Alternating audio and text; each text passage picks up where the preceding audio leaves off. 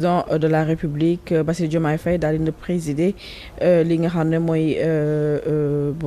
transformation wax na ci mbirum jàngale mi mais dem na bay wax ni fu mu toll nii li nga xam ne mooy suñu identité universitaire donc nous avons nos savoirs sont uniques et authentiques ils ne doivent pas plus être relégués au second plan au profit du profit de modèles importés inadaptés à nos réalités donc mi ngi doon amal waxtaan ginnaaw bu mu doon ouvrir li nga xam mooy concertation nationale consacrée à l'enseignement supérieur à la recherche et à l'innovation ñu gën a ñoŋal suñu jàng yi mais aussi wax ne système d'enseignement surtout le bac ak taux d'échec bu ñu nemmeeku donc des réformes yoo xam ne ñu ko war a amal ci njàngale mi ci daal yi gën a kawe donc en tant que observateur aussi membre de la société civile bokk nga aussi ci li ngay gëstu mu mbirum njàngale mi déjà est-ce que gis nga ni ci biir dialogue national côté boobu jël ngeen ko en compte mooy l'innovation de notre système éducatif sénégalais. waaw xëy na loolu taxul woon a jóg dialogue yi parce que dañuy waxoon dialogue sur le système politique. loolu moo tax xëy na cette question n'a pas été abordée. mais en tout état de cause ñun Sénégalais yëpp jàpp nañ ni suñu système éducatif dafa feebar. boo xoolee en 1981 président Abdou Diouf ba muy door a ñëw defoon nañ fi les états généraux de l'éducation nationale. dans un contexte boo xam ne dafa amoon crise bu métti bu amoon ci secteur éducation jàmmaarloo diggante syndicats yi ak gouvernement bi mu indi vraiment lu bëri lu mu yàq président Diouf ba mu ñëwee loolu la jëkk wax assise sur les états généraux de l'éducation ñu def ko parce que mu permettre ñu def ay jéego ay bond en avant mais boo xoolee au fil des années on a un système éducatif boo xam ne tey il n'est plus adapté de plus en plus l'enseignement tend à se privatiser xam nga boo xoolee sax le ministre de l'enseignement supérieur mi ngi wax ne tey am na lim bu takku ci ay école de formation yoo xam ne nekkuñu en règle. foo tourner yaa ngi gis école supérieure de ceci école supérieure de cela da ngay pare sa yóbbu sa diplôme déposé ko ñu ne c'est pas reconnu. donc ñu ne école mais day nee na école yu ci bëri yi nga xam nekkuñu en règle déjà dinañ leen tëj. ensuite boo demee au niveau de nos universités publiques. que ça soit tey Dakar Assane Seck comment dirais-je. Gaston Berger Bambey Saint-Louis. ay universités yoo xam ne par exemple bon c'était conçu peut-être pour recevoir 5000 étudiants mais boo xoolee tey suñu étudiants yi nekk dans nos universités mais lim bi dafa jéggi dayo parce que chaque année boo xoolee par exemple tey à peu près ren on a je crois que 70 000 bacheliers ñoo génn bien que comme je dis taux bi wàññeeku na par rapport ak taux bi ñu amoon daaw ñooñu bu ñu ñëwee fekk ñi nekkoon université mais c'est extraordinaire boo jëlee université Dakar bi rek da ngay ñëw. boo xoolee ay amphi la ci nekk ci étudiants ay 150 000 étudiants. mais en dehors effectivement ça le président presque ça équivaut quand même au nombre d'habitants d'une ville. mais en dehors du effectif bi le président fu mu gën a mettre accent mooy le contenu des programmes. mais maa ngi ñëw foofu laa damay la loolu déjà problème la gestion des effectifs au niveau des universités ak vraiment implication yi au niveau budgétaire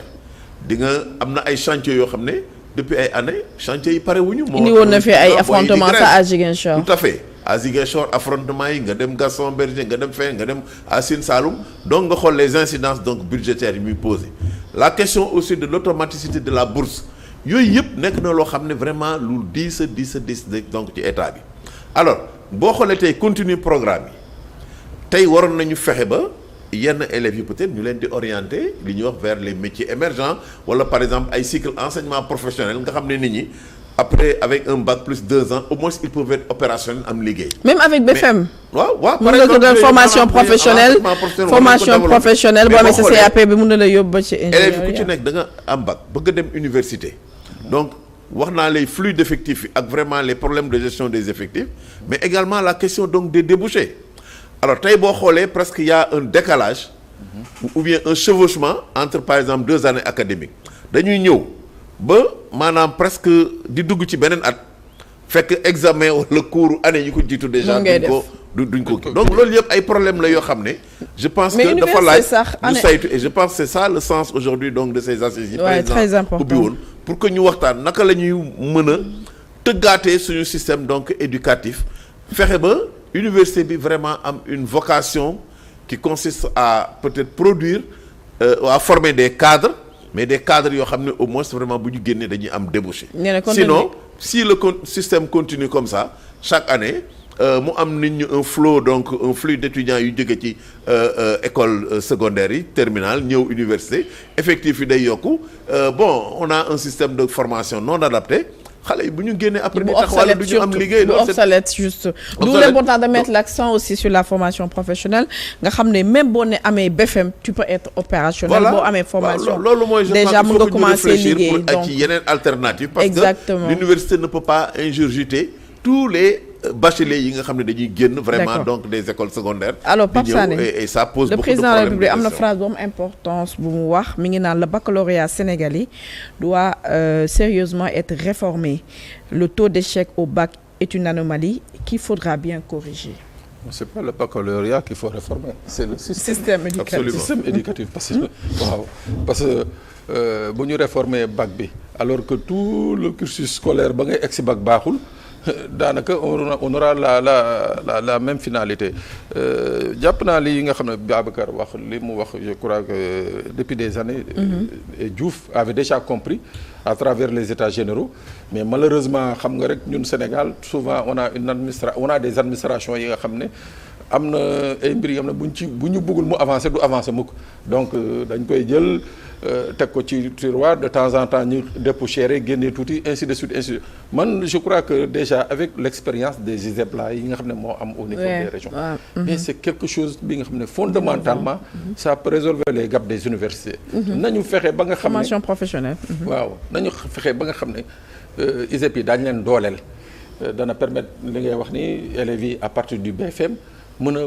dugg foofu à partir du bac ñu orienter leen foofu mu am espace également les fameux zéno yi nga xam ne espace xawma numérique universel. espace numérique Sénégal numérique oui. mais yooyu soo xoolee beaucoup de projets yi nga xam ne qui étaient lancés depuis 2016 sont en léthargie nga boo demee Bignona boo demee espace ENO bi nga xam ne nañu waroon. maanaam ay UVS université virtuelle yi. soo demee yaa ngi fa fekk ay jalu béton ak jalu ciment c'est-à-dire ay tonne ciment taw bi fekk na leen fa ba depuis 2016 ba tey ji ça n'a servi à rien je crois que loolu noonu y a quand même am nañu l'intelligence am nañu ressources humaines yi nga xam ne mën nañu aller dans ce sens-là léegi loolu dana permettre ñu désengorger un peu les universités parce que tamit la qualité justement de nos universités commence à poser problème depuis un certain nombre d'années doyen mu ngi koy wax da ngay dem université dugg ci benn amphi fekk fa 150 200 étudiants mais soyons sérieux mais kooku professeurs yi leen di jàngal assistants yi sax ils ont d'abord un problème comme les instituteurs nga xam ne da ngay dugg benn classe bu CM2 fekk fa 150 élèves loolu déjà day nekk un problème moo tax je crois que loolu bokk na ci li nga xam ne moom nañu war a gën a privilégier mooy la formation professionnelle la formation technique fexe ba nga xam ne à un certain niveau rek ñu mën a orienter l'élève justement vers des filières techniques yi xam ne bu ñu génnee dana permettre ñu mën a caser wu un peu dans le cycle de dans le mode de l'emploi mais autrement le système tel qu'il est lu ñu ci réformer te on ne privilégie pas la technicité on perd. D'accord. Voilà. D'accord. Alors Babacar Fall Gradeg am nga beneen casquette aussi donc vous êtes acteur de la société civile gis nañu jamono ji le premier ministre boobu génne ginnaaw sa sortie bu mu defoon di wax ci financement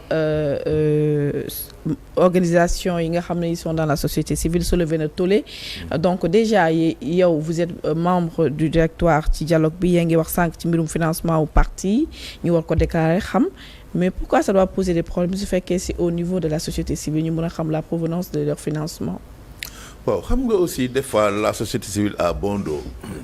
mbiru financement société civile amul dara loo xam ne maanaam lu ci lëndëm en tout cas ñun en ce qui nous concerne ak ci sensibilité bi nga xam ne moom laa bokk. parce que comment se font les financements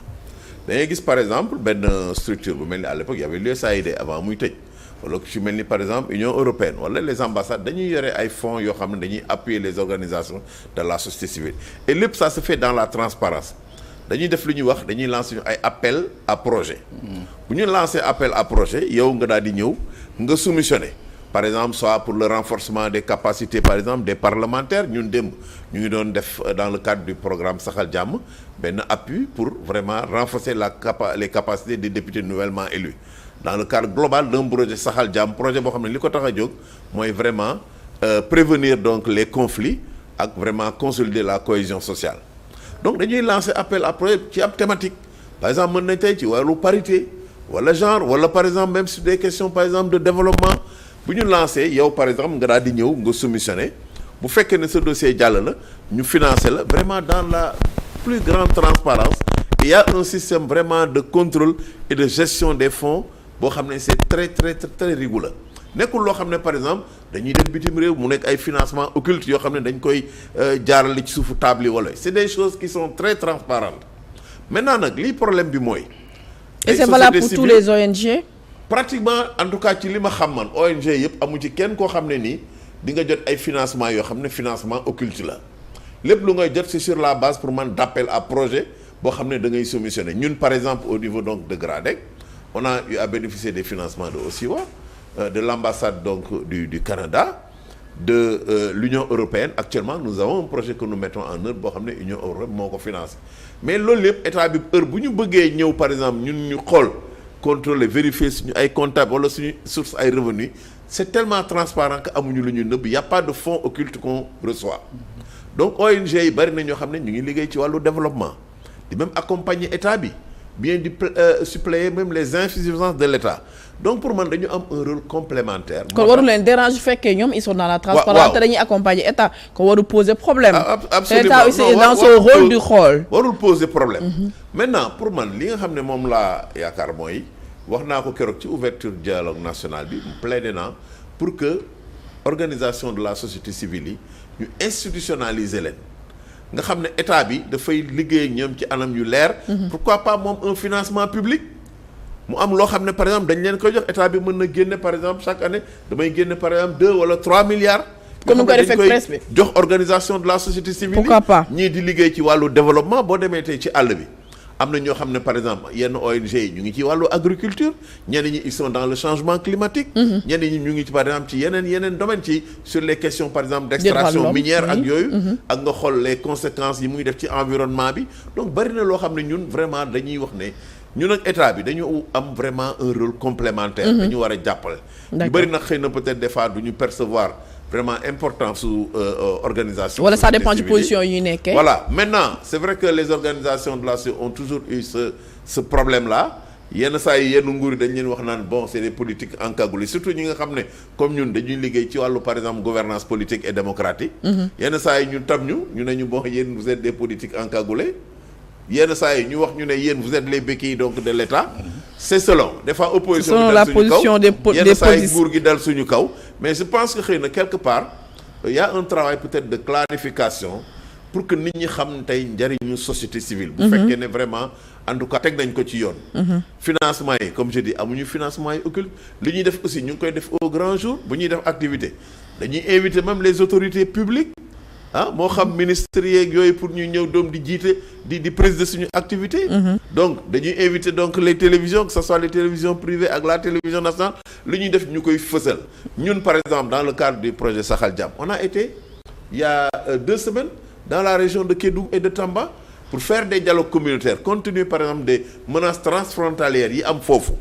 ak vraiment quand même en rapport avec la situation sécuritaire li xew Mali ak yooyu gis nga ñun dañ fa jógee ñaari fan après il y a eu les attaques au niveau donc de Diboli à 2 kilomètres de la frontière sénégalaise donc ñu ngi dem foofu waxtaan def ay dialogue communautaire jéem a yee population yi taxawal ay comités vraiment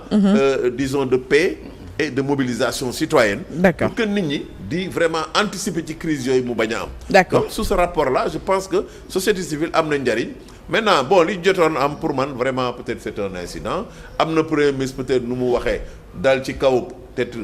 yenn société civile yi. xam nga parce que il a parlé de certaines organisations de la société civile. mais on considère que société civile bon benn lañu c'est une seule dynamique et maintenant je pense que nous devons chercher pour man